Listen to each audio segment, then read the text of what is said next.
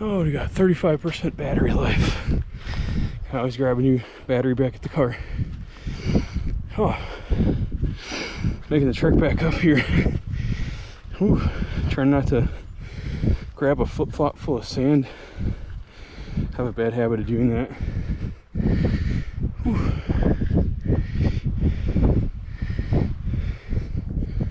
It's a workout. I just figured I'd share some of my testimony here on my walk back up, because I was thinking about it on the way down.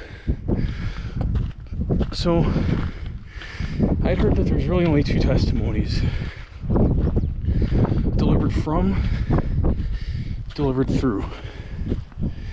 Mine is very much a delivered from, and those testimonies are, you either met God or met Jesus, through being delivered through something or delivered from something. And that's where I fully believe that there is only two testimonies, because everybody who is a born-again Christian has met Jesus one way or another, and he's either saved you from a lifestyle that was killing you, maybe not physically, but would separate you eternally from Christ, or you met him as you were delivered through something, whether that be, trial, hardship, loss of loved ones, addictions, things like, prison, maybe stuff like that, and that's where I don't know all the testimonies, but they're either one or the other, basically. Mine is very much a delivered from, where, I look back and it's like, I wasn't necessarily a bad person, right, so to speak, and it's like,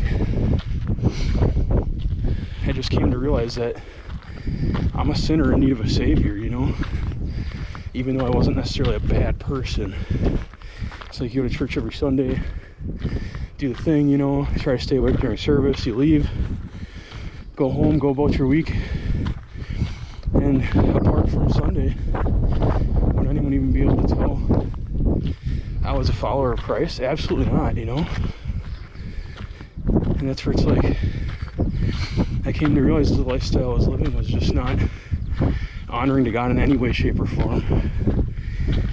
I was battling an addiction to pornography, internet pornography, for many, many years. That was probably like the past 15 plus years of my life, and it's not right. It's not God's design. And so I realized that, I needed a savior, and those sins have already been paid for. But in order to accept that forgiveness, you have to give your life over to Christ, And that's where I just think of the verse I used during my baptism last year, Galatians 2:20. It is no longer I who live, but Christ who lives in me. And when you're fully surrendered to Christ, it's freedom from addiction, freedom from my passions, my desires that had a vice grip hold over my life, and I can just live for him. I always joke around with my group them with, they get afraid of going to, sketchy parts of town and stuff, and I don't want to say I'm not afraid at all anymore, but I genuinely don't have that much fear in me, because I know I have Christ with me. And that's where I'm just like, stop worrying. What's there to worry about, You know where you're going. It's okay.